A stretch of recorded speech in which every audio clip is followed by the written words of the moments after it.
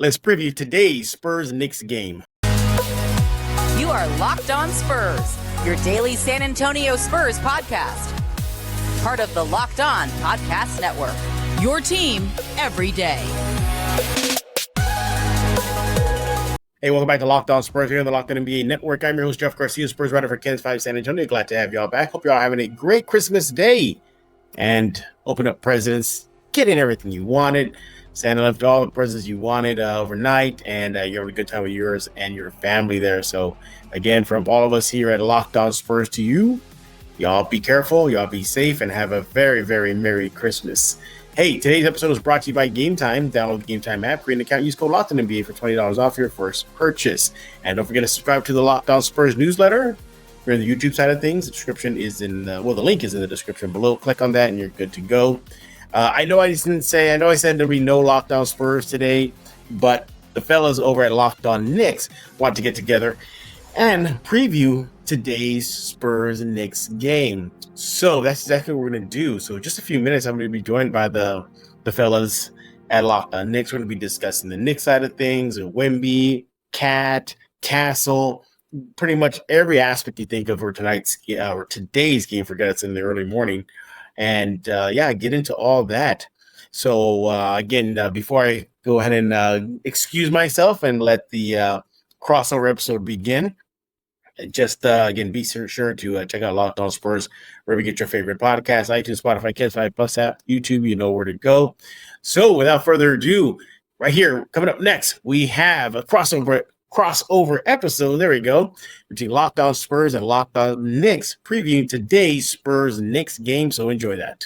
All right, guys, as promised, we are lucky enough to be joined by the fantastic longtime host of the Locked On Spurs podcast, Jeff Garcia. Check him out on Twitter at his legendary handle, Jeff G Spurs Show. Jeff, how's it going? Congratulations on having Victor Wembanyama in your life. You didn't have it good enough over the last 30 years. David Robinson, Tim Duncan, 5 championships. No, you just needed to get the next great generational player. I wouldn't be bitter. Things are going pretty well for the New York Knicks as well, so it's okay. The great news for you is not only do you have Wemby, but it feels like he's ascending to full-on super-powered alien ruler of the world status. Last 10 games for him now, 27.5 points, 10 rebounds, 5 assists, 5 blocks, 48% from the field, shooting 39% from 3, despite taking almost 10 of them a game, which is a lot more than Cat shoots, a lot more than Jalen Brunson shoots. He truly is a modern superstar. Oh, and he also has 29 blocks over his last 4 games. So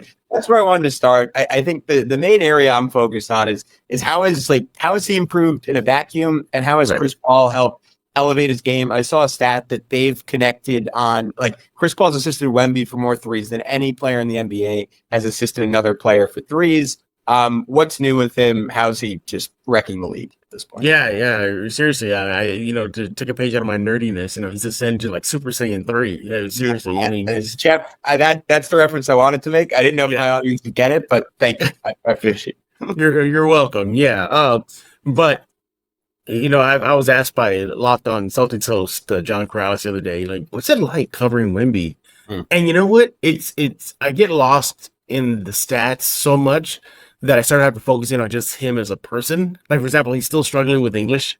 Like, every day, every game, he will look at us and be, well, I never heard that word before. What is it? Like, he's so fixated on just learning more about the U.S. customs and everything. But as far as on the court, I mean, there are times, guys, I don't even know what to ask anymore on a post-game conference. They're like, okay, I'm making this up. Okay, Wemby, you hit a quad double. What's new? Like, okay, sure. Yeah, not a problem. Okay, expected it. I will say one thing you can ask about. When he was in Phoenix, he had like a 2,000-page Brandon Sanderson book with him. So maybe just asking about what he's reading. Seems like he's a big reader. I don't know. He's an interesting guy on top of just being an incredible player. Yeah, he is. But, I think right now what we're seeing is just, him just evolving into what everybody projected him to be, that one-of-a-kind alien player. So you mentioned all those numbers right now, those stats, and then we didn't even throw in that fastest 200 3-pointers in a career over Steph Curry. That's just crazy. So, one, I like that he sticks to what he believes will work. So, for example, early in the season, a lot of criticism was thrown at him in the local media, among Spurs fans. You're taking too many threes, Wemby. You're taking too many threes. Stop it. You're 7'4". You should just be going in the paint. And he was asked about that. And he said, no, I'm just going to sit with it until I get it. And then he stuck with it, and now he's a threat. Why? Because he's always thinking about his competition. So during that period where he was chucking up threes and missing most of them, he was repeatedly asked, and one day he just said, yeah, because sometimes I'm going to have a big man joker, and I can beat him out on the perimeter than I can versus in the paint. Oh, I could do this to him. So he's always thinking about how he can attack his opposition, the opposing team. So that's just great. As far as other areas of his game that's improving, his facilitating is getting a lot better. He's constantly looking for his teammates, and I think that's great and refreshing from a superstar that he is. Any knocks? We did a Locked On Spurs the other day about Wemby's ascension, right? Mm-hmm. And we're saying, could he possibly already be entering like his peak years? Because how much further can this guy grow statistically? He's already averaging more than 20 points. His facilitating is great. He's hitting over like 57, 58% shooting from within the 2-point line. Blocks, well, I don't need to tell anybody about his blocking ability. I mean, it just leads the league in blocks. We recorded 10 blocks the other night. So where I can see him grow is the turnovers. I get it. He's a superstar. A lot of the balls can be touching his hand, so that's more turnover possibilities. But maybe cut back on some turnovers. But then I'm just nitpicking guys after that. I'm like, okay, well, he can get to the free throw line more. Okay, well, he's already taking like 8, 9, 10 attempts a game. So I think the next evolution for him is just becoming that Chris Paul kind of personality on the court for the team, if and when Chris Paul ever leaves San Antonio. Even if it's to retirement for Chris Paul, he's just gone. So I think that we can see his next evolution becoming more his team. He's already saying the buzzwords, my teammates, my team, we didn't win or we won.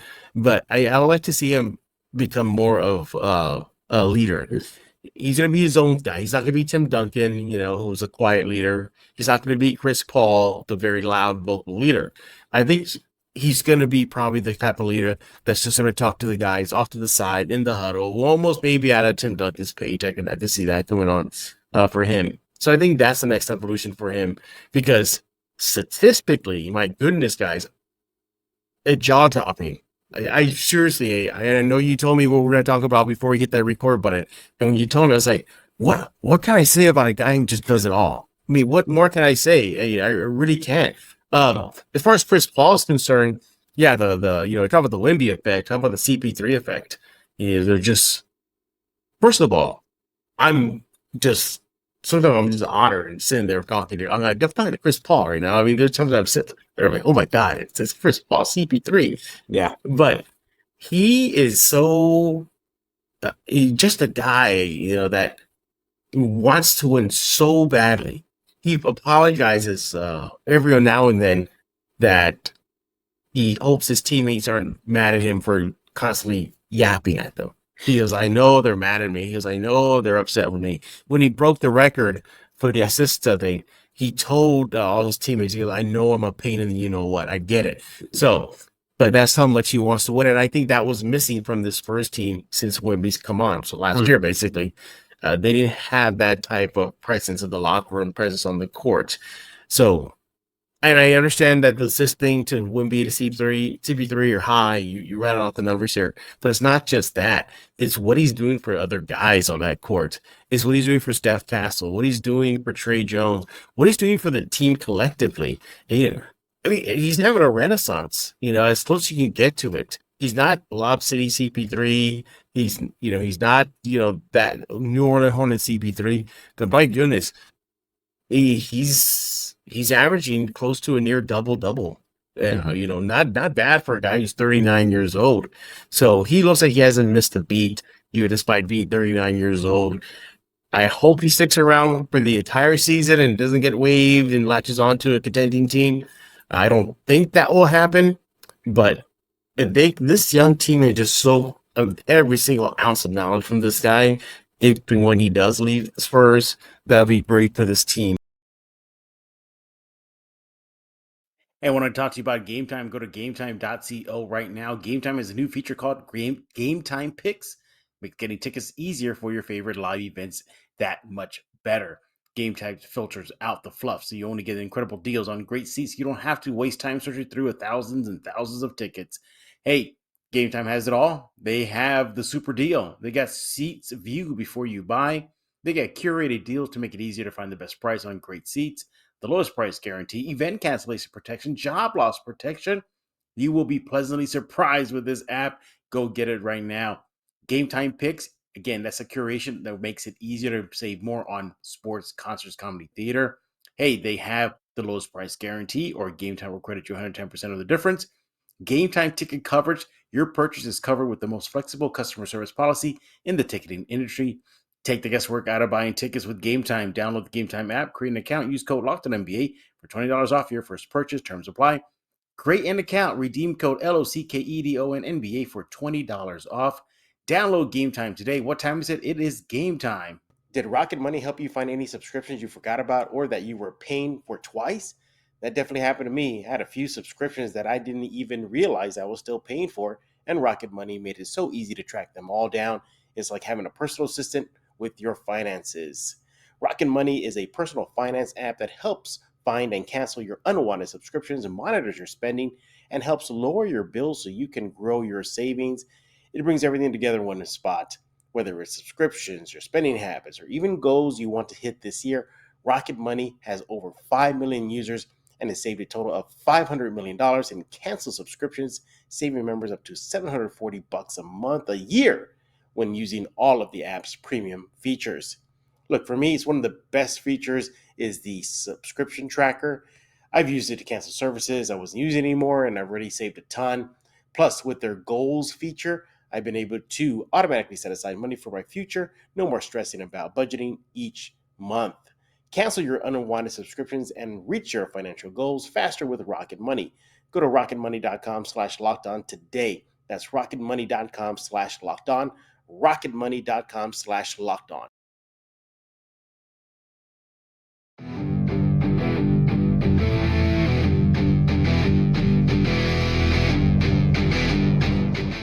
So, yeah, I mean, they're what? Yeah, it's actually They're having a little over 50, a little over 500 right now at 15 to 14 as we record. So, I mean, technically, look, the bar was set freaking low. 22 wins last year. I mean, how much more? They won 30. Oh, yay, success! But yeah, I like that. I'm surprised with this team. Not just Wemby, not just CP3, but from Champagny to Vassell to Sohan to interim coach Mitch Johnson. Yeah, technically a rookie head coach. Everybody's doing good. Yeah, I was actually just saying to Gavin last night when I was looking at the FanDuel odds, I was like, the Knicks are favored by 9.5 points in this game, and I don't know if I totally agree with that. Like, I think that the Spurs team has shown a lot more this year, just based off what I've seen of them, which is pretty little so far. Mostly just been keeping up with them from afar. But you touched on a lot of it. But I was going to ask about what do you think has changed this year? What has this team gotten more comfortable with, right, in terms of the scheme and everything else? Because it's been sort of a weird year. Like I can see definitely the dividends of adding a Chris Paul, and then he hasn't come up yet, but like Harrison Barnes has been, playing well for them as a veteran signing that they brought in to, kind of bolster the team and, give that veteran presence, which is always necessary when you're trying to level up a team full of rookies and sophomores and, junior players. But it seems like this roster is just really well balanced. I don't know if I certainly didn't think Stephon Castle was going to be quite as good as he's been so far. And the 3-point shooting still a little bit of a struggle for him so far, but he's been a real impact player as a rookie. And I don't know that a lot of people saw that coming. Devin Vassell, is right. Once he got back healthy, seems to be doing, what you would expect out of him now, being a solid extra scorer. In general, I just think up and down this roster, there's a lot of guys that can really play and, that complement a Wembanyama very well. Though you could argue that Wembanyama could fit on any roster in the league and, be totally fine because he's just that level of a talent. But how have things worked out like so far for the Spurs, in terms of adding that veteran talent, but then also, you mentioned they have a rookie head coach, and it's due to really bad circumstances where Greg Popovich has, been out for health reasons, and which could have created a sort of strain on the team and, created just a really tough situation for everybody. He's a universally beloved guy who's, obviously been with the organization for forever. And yet they seem to be making this work. And, as you said, are above 500, pushing towards last year's win total already, in December, which is impressive. And, all in all, I think looking a lot more cohesive than they did a year ago when things were a little more, up and down with all the young talent. Yeah. Honestly, the bar was set low. It really, really was. I mean, that's been a question among Spurs fans is what would be a measure of success? You only won 22 games last year. Is it 25? Is it 3? I mean, technically, that's more wins than last year. But I think this team on paper showed what it could be, and maybe we're seeing it now at the end of last year. Go back and look at how they closed out the last season. It was pretty impressive. They were at full power finally, and they were able to get some chemistry going, and they closed out last year really strong. And I think even Chris Paul said it recently, saying this team is a lot better than the record reflects. It has a lot of youth. It has a veteran presence, bars, and take a both. As far as this young thing is, I think we need to get away from that because sure, they're young by age, but they have guys that have already been in the league for a while now. Keldon Johnson, Devin Vassell, Jeremy Sohan, Trey Jones. These are guys that are not rookies, they're not sophomores, they're 3-4 years and more. So they already got that experience. I think they just needed an alpha. They needed that guy on the court. Not to say that Wemby's not become that, but he was just a rookie at that time. So I think that's where Chris Paul comes in. And overall, I still believe this team is still better than the record they got right now. Look, they got beat by a Philadelphia team they had no business losing to. That just showed a lot of, maybe at that time, just some. But look, rookie mistakes by a rookie head coach. There's some lineup decisions that were made to the end that maybe I didn't agree with. So there's that. But they're still going to take their lumps, and we saw it against Philadelphia. But I think the big difference between last year and this year is they're closing out games strong. They're holding on to leads. I think that at last check, and at home, if they're leading heading into the final frame, they're undefeated. Mm-hmm. Overall, I think they lost maybe 1 or 2 games. So they're way above 500 if they have a lead heading into the final period. So I think that's been a big change from last year is the ability to hang on to leads and close it out. It's to the point now where Chris Paul has even admitted that he's starting to see these young guys not need him on the court anymore. It feels like you're watching your kids grow up. Like, oh, look at them, they grow up. They don't need to have hold my hand anymore. Yeah. As the season moves on. So you're starting to see that from this young team. And I think that's just an excellent sign of the right direction. Julian Champagnie, too. By the way, Brooklyn guy. So he's from Brooklyn. He said after the loss with Philadelphia that he still believes that the team is moving in the right direction. He still believes that this is a better team than the record reflects. And I do agree with him.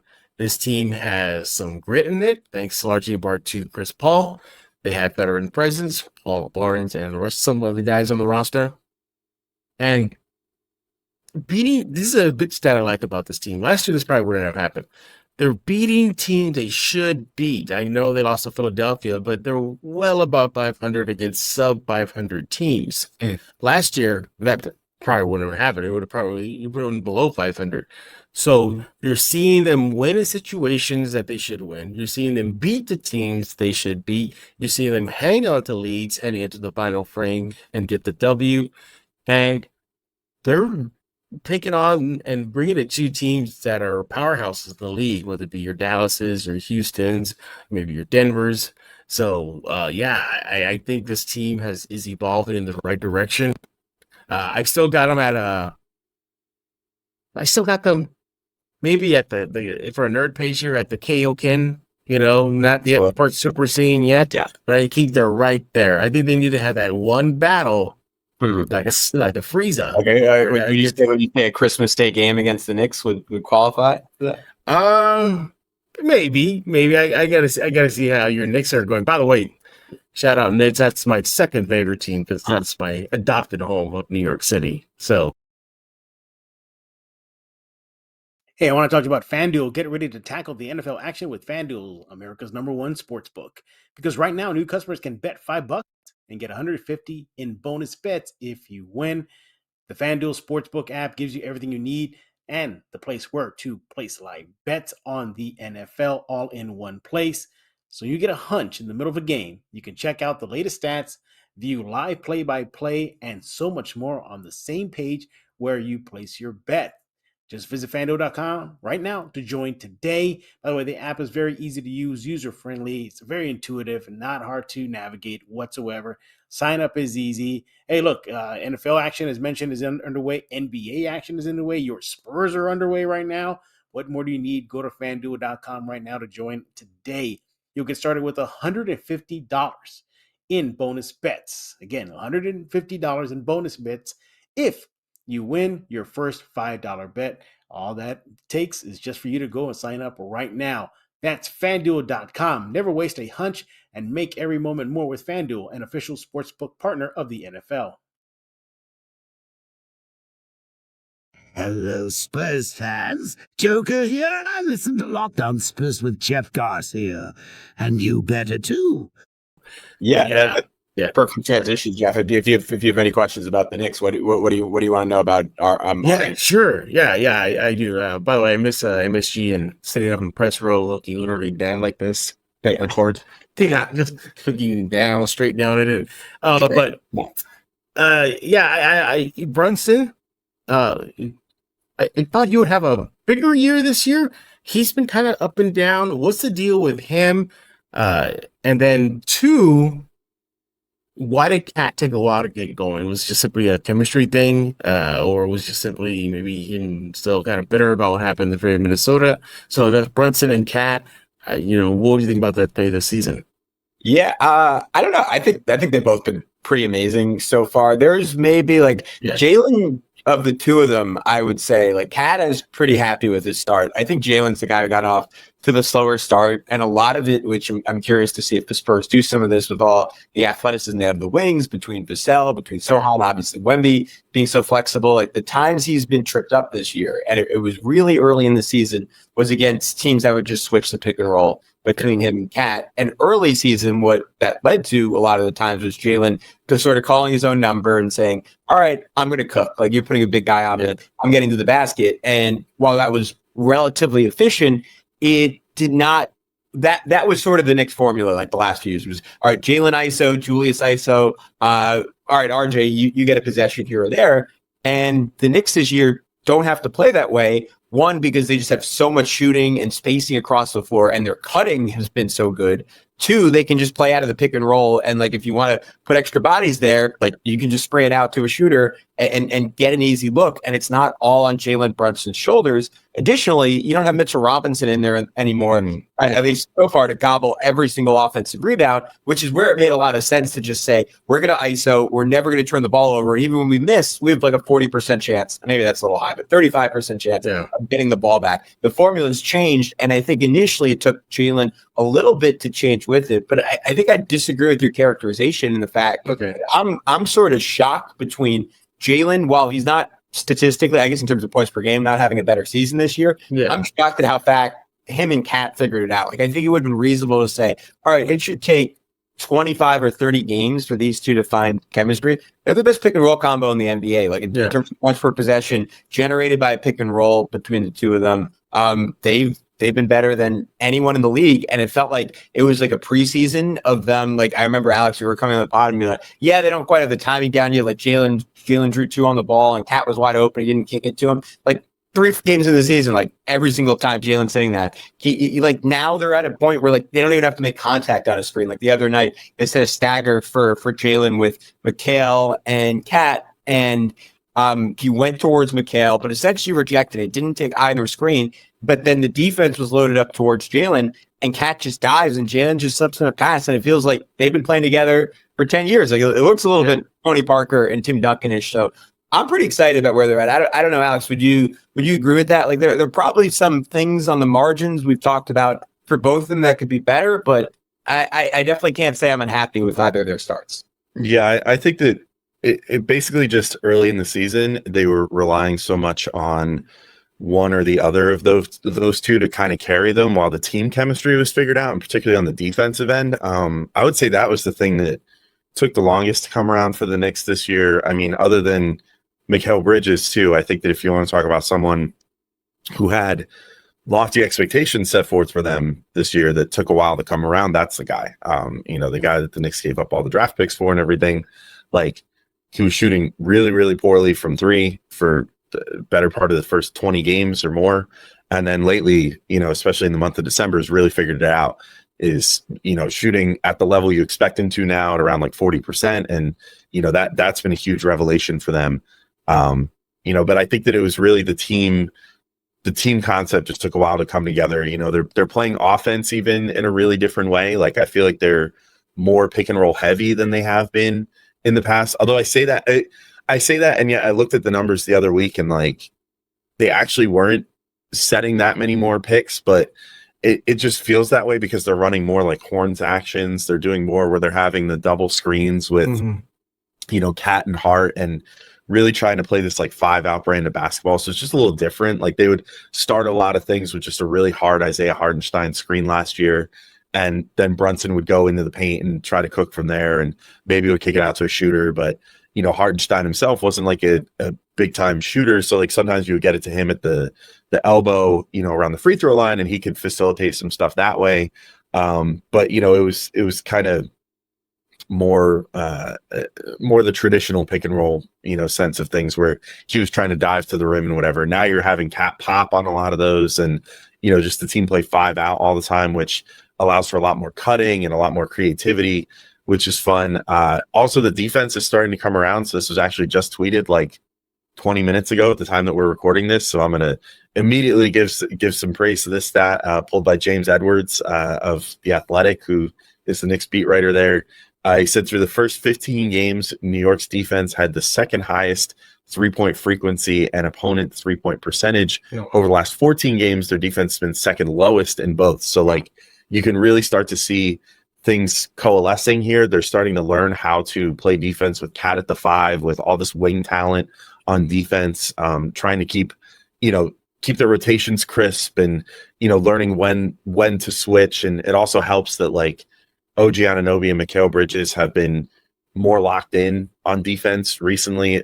Mostly looking at Mikal for that one. Like, he was having, I think, a little post-Nets syndrome early this year, where he was still a little too lax getting around screens and stuff. So, we're sort of in the point now where they're figuring it out on defense. And if this team figures it out on defense, the whole year they've been a top 3 offense. Like, from the second that the first tip went off at the beginning of the season, they've been a top 3 offense, and that hasn't changed. So if the defense comes around and is a top 15, maybe if we're getting lofty, like a top 10 defense in the league the rest of the way out, we're talking about like a really, really elite team, because they've proven time and time again that no matter who the opponent, whatever, like, the offense is almost always going to be there.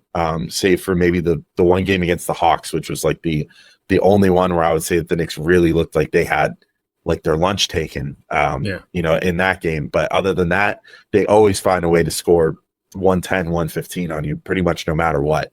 So that's sort of the big thing for the Knicks so far.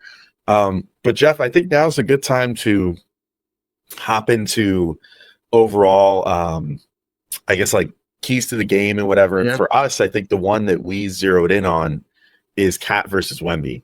Sure. I think that that's going to be the matchup of the day on Christmas. I think that, that's Cat has been on a super high level lately. I mean, even the other night, when he was playing the Raptors, it felt like sort of an off night, and he dropped 31. Or at least it felt like it was going to be an off night, and then he just finds a way to drop 31. He obviously had the huge game against the Timberwolves recently too. Like, he's really cooking, but we referenced the number already. Wemby is cooking as well. He's got like 30 blocks in his last 4 games, which is insane. and really has the length to disrupt a guy who likes to live at the perimeter. So like Cat usually is used to the fact that like, oh, I'm 7 feet tall and I have a high release. I can get this over anybody. Not necessarily going to be the case against Wemby. So how do you foresee that going? And, if you were Cat trying to attack Wemby, not to, give notes to the enemy here, but what would you be looking to exploit it if you were Cat going up against Wemby? I think you're starting to see that page come out among defenses in the league, throwing multiple looks at him, small guys and big guys. But if you're a big guy, get physical with him, really get physical. You saw Andre Drummond get under his skin a little bit. You're seeing him kind of get a bigger target on his back with other bigs. There was another, I forget the game, but another big got into him and really was just pushing and shoving him. So I think that is one approach to that. Oh, and then of course in the Philadelphia game, Yasabule spoke afterwards and he said, he goes, I kind of know how to play Wemby because I played against him during the Summer Olympics and I know what he likes and he doesn't like, and Wemby he does not like his physicality. So I think that's something that maybe Cat can do, but also the stretching Wemby away from the paint as Cat can do is another approach that if I were the Knicks, I would try to do with Wemby. But it's funny you mentioned about the 3-point defense. As far as just looking from the outside in, if I was in the Knicks side, the 3-point shooting for the Spurs has been, Chet Penny is probably the only lethal threat they have out there, and for me, it's not mind-boggling, but to be from the outside perspective, Wemby is probably your second best 3-point shooter on the roster. So they don't have a lot of gunners. Excuse me. You might throw down Harrison Barnes out there as well, but they don't have a lot of deep perimeter threats, 3-point shooter snipers. They don't have that outside of Champagne and as in throwing Wemby, but that's it. So, if I'm the Spurs, I'm like, I got to connect on threes.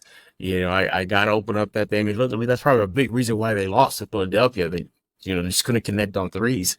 But another matchup that I'm looking forward to, if we get the opportunity, is Steph Castle and Brunson. I'd like to see that matchup. Steph Castle has been relishing taking on the better guards in the league. He said he wanted Luka to start his pro career. He got it, and Luka cooked him. So there's that. But, I think I want to see that matchup, Castle versus Brunson. Also, just the big bright lights of MSG and the Christmas Day thing as well. This is a young team that's going to get its first taste at that type of level of exposure. I want to see if will buckle into the hoopla of the Christmas Day game. They are excited from Vassell or Sohan. They all said that, this is awesome. We used to do this, watch games on Christmas when we were kids. Now we're a part of it. So we'll see if they don't wilt under the bright lights. So there's just so many storylines. And of course, I'll be watching the Altcast, the Disney cartoon characters trying up to down the court. So I think that'll be a fun treat for everybody. But I expect a slugfest. But on the Spurs, I gotta slow down Brunson. I gotta slow him down. I think Cat and Wemby may cancel each other out, but for me, and if I'm the Spurs coaching staff, I'm looking at Brunson right away. I'm like, how do we throw multiple looks at him from Castle to CP3? Sohan's we're going to get a lot of look on him as well. So I expect the Spurs to really key on Jalen during Christmas Day game. Yeah, I think everything you said, I'm looking at too. I'm curious to see, because Cat's been leaning a little more to driving to the rim recently. Like he's been doing that all season, but he's taking one less three this month than he did last month, and he's just been so like we just saw him, obviously very different threat, but we just saw him grind Kelly Olynyk into dust the other night, just putting his shoulder down and just going and going and going until he gets under the rim. And I'm curious to see if he's going to be able to push Wemby off the spot. But sometimes you push Wemby off the spot and he's just so long, like he can still recover, still block the shot. So I'm wondering if Cat alters his approach, tries to take different angles. I'm wondering if they use Cat as a ball handler and try to screen Wemby off of Cat and bring up, I don't know, like OG Anunoby would probably be the best bet. Set a screen for him, have Cat almost operate as like a pick and roll ball handler and let him try to get to the rim that way. It's going to be really interesting the ways they try to get Wemby away from the rim. As for Brunson, like I love that you made the Castle point, because we've seen teams, and like most recently with Toronto, like mostly throw bigger guys at him. I was listening to like our friends over at Knicks Film School, and they were talking about like the average defender guarding a point guard has gone up like 2 inches over the last 2 years, and teams are really like, that's mostly about, or at least from a Knicks perspective, obviously, it's all about Jalen Brunson. We saw in the playoffs last year with Kelly Oubre, with Aaron Nesmith. And I'm fascinated to see, because sometimes you'll see like smaller ball hawk guys like a Davion Mitchell or really high level defenders, and they'll get into Jalen and he'll just find a way, I think with his strength more than anything else, to get them off their path, still get to a spot, and then they're just not big enough to contest these shots. So I wonder if the Spurs lead a little bit more into Sohan, but Castle's such a revelatory defender for a young player. I'm curious to see how that goes. You Wemby back him up. But Jeff, this has been great, man. It's a lot of fun learning about the Spurs. Love the Dragon Ball Z analogies. Before we let him go, if people want to learn a little bit more about San Antonio, or maybe they're just big Wemby fans. So where can you follow? Or they're just big nerds. Yeah. Or they're just big nerds. Yeah. Look, our fans mostly are. So that would be good. Yeah. Just with me real quick before we get into that, just real quick. Well, you're also looking at this too for the Spurs. They've recently gone through a starting unit change. Sure. I think they're still adjusting to that. But at least in the last few games, they reinserted Vassell into the starting lineup, and they took on the bench now Castle. So you're seeing that affect Castle lately, although we did a pretty good job for Philadelphia, 17 points. But that's something to watch for in tonight's game, how the Spurs are still adjusting to redoing their starting five. Now, as for the Locked On Spurs, check out Locked On Spurs. Seriously, guys, the Locked On NBA Network, just pick a platform. We're there. You want to go to iTunes? Sure. Locked On Knicks and Spurs are there.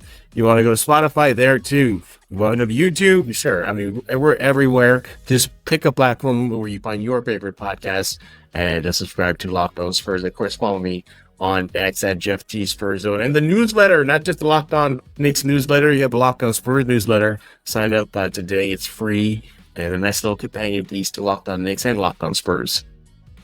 All right, that's awesome. We'll catch you soon, Jeff. Remember, if you're listening in San Antonio, all the same applies to Locked On Knicks. You can find us anywhere, and I have a feeling, I was saying this to Alex, I see it coming down to a final possession, Jalen Brunson staring down Victor Wembanyama. Does he get a shot off? Does he get blocked? We'll find out in just a little bit on Christmas Day. Until then, be good. We'll talk to you soon on Locked On Knicks and Locked On Spurs.